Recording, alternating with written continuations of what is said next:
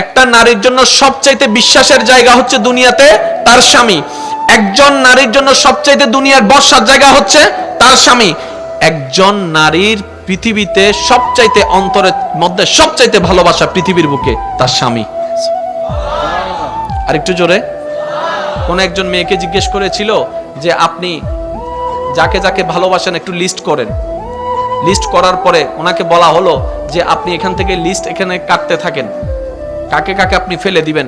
এভাবে কাটতে কাটতে কাটতে কাটতে কাটতে কাটতে এক সময় উনি সবার নাম কেটে দিলেন, স্বামীর নাম রেখে দিলেন। তো জগৎ প্রশ্ন করলো, আপনি এটা স্বামীর নাম রাখলেন কেন? সবাই আমাকে ছেড়ে দিতে পারে, আমার স্বামী আমার হাত কখনো ছাড়বে না, এটার নাম হচ্ছে নারী জাতি। সুবহানাল্লাহ। আপনি একটু খেয়াল করে দেখেন না, আপনি আমি নিজের এলাকা ছেড়ে যদি কোথাও যাই ৩-৪ দিন পরে কিন্তু আর ভাল লাগে না। কথা বলেন।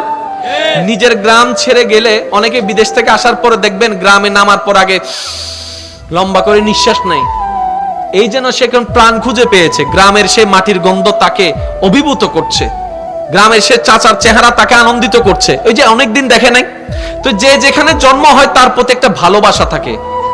আমাদের মা বোনদেরকে দেখেন, যেখানে জন্ম হয়েছে, যেখানে ছোটবেলা থেকে বড় হয়েছে, যে উঠানে খেলেছে, যে ঘর ছেড়েছে, যে ঘরে খেলেছে, যে ঘরে থেকেছে, যে পরিবারে বড় হয়েছে, হঠাৎ করে একটা প্রস্তাব আসলো, অচেনা এক পরিবারের মধ্যে চলে যাচ্ছে, অচেনা একটা পরিবারের মধ্যে চলে যাচ্ছে, অচেনা এক সমাজে চলে যাচ্ছে।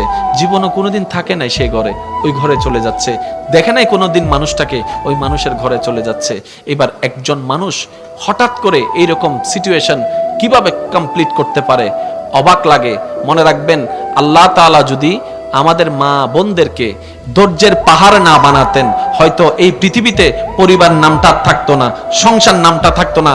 আপনি আপনার মায়ের দিকে দেখেন না, আপনি আপনার দাদি নানির দিকে দেখেন না। আমাদের দাদি নানি মারা যদি ধৈর্যের পাহাড় না হতো, আজকে সংসার পরিবার টিকতো না।